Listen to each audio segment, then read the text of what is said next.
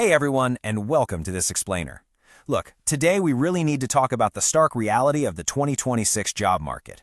We're going to dive into exactly how artificial intelligence went from being this quirky, fun little tool to an absolute wrecking ball for the global workforce. We'll unpack the raw data, the real human stories, and the massive structural shifts that are completely rewiring our economy right now. So let's start with a rather chilling one-line email that hit an inbox just last Tuesday. It was sent to Mark, an 8-year Google veteran. No awkward HR meeting, no severance package discussion, no gold watch. Just one incredibly brutal final sentence. Your position has been automated by AI. It's so easy to get lost in the big economic concepts. But for Mark, this was the exact moment the future arrived, and it hit like a ton of bricks. And the thing is, Mark is absolutely not alone in this. In 2026, AI didn't suddenly become self-aware and try to take over the world like some sci-fi movie.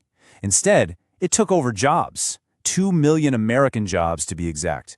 2 million. Poof. Gone.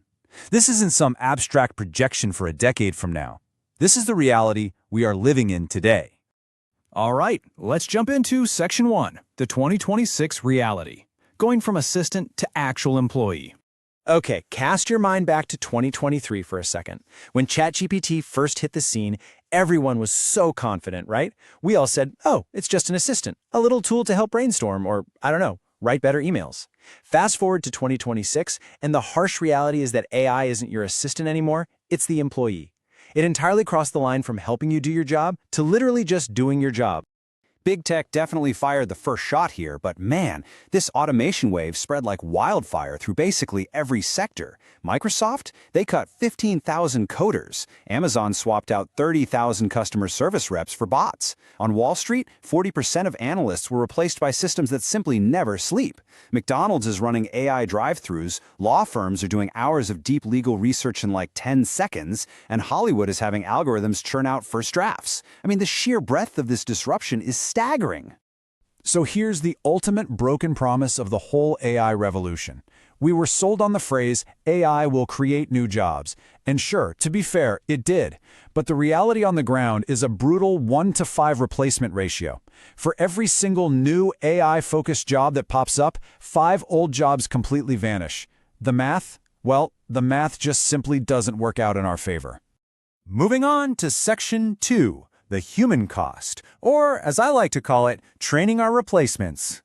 Let me tell you about Sarah. She's 29, a graphic designer in Austin, 6 years into her career. In January, her boss bought an AI tool for $20 a month.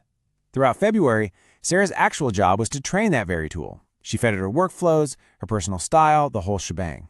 And by March, she was fired. The AI was faster, way cheaper, and hey, it didn't need health insurance. She literally spent a month training her own replacement. Just brutal. And if you think this is just a tech worker or creative class problem, think again. Look at James. He drove trucks for 15 years, but lost his route after Tesla's self-driving fleet hit the highways in 2025. He's just one of 200,000 drivers displaced in a single year. This disruption doesn't care what collar you wear. Doctors, teachers, journalists, blue-collar workers.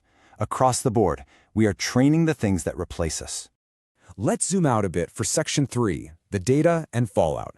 Let's look at how we're actually measuring this displacement.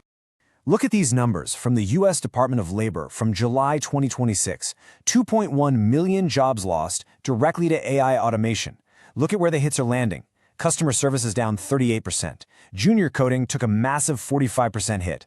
And data entry, a staggering 61% of those jobs have simply vanished into thin air. What we're looking at here is a fundamental structural collapse of routine information work.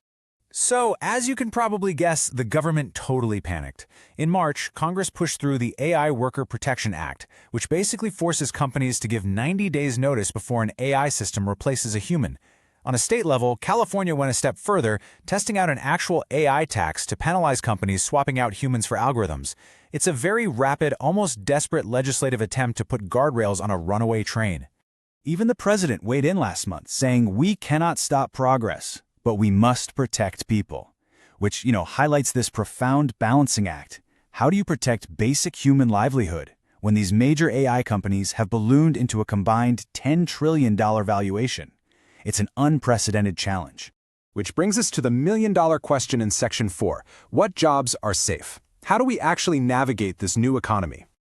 Experts are basically breaking this down into 3 buckets. First, you have entirely human jobs. Think nurses, therapists, plumbers, roles requiring physical touch or deep, complex emotional intelligence. Second, there are hybrid roles where a professional, like a doctor, actively leverages AI to supercharge their work. And finally, purely AI jobs, your prompt engineers, your AI ethicists, the people actually managing these massive new systems. You've probably heard the new mantra by now, right? Don't compete with AI. Use AI. And yeah, that sounds awesome on paper, but there's a really harsh, inescapable reality here. Retraining takes time. And guess what? Your rent is still due next month. That transition period between losing your old job and mastering some fancy new hybrid role is a highly vulnerable gap. And unfortunately, millions of people are falling right into it. Let's wrap things up with Section 5, Adapting to the Future, Efficiency over Evil. Here's the ultimate reality check. AI isn't some evil movie villain. It's just ruthlessly, relentlessly efficient. And efficiency doesn't care about your mortgage payments. The 2026 job crisis isn't really a war of robots versus humans. It's a test of who adapts the fastest. Remember Mark, the Google guy with the one-line email? He adapted. He actually runs his own AI consulting business now. And Sarah, the designer from Austin? She pivoted, and now she's crushing it selling AI-generated art on Etsy.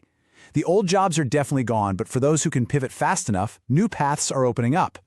So, as we end this explainer, I want to leave you with a real provocative question. Are you sitting there worried about AI taking your job, or are you actively using AI to get ahead? Because honestly, you have to choose a side in this new economy. Thanks so much for joining me today.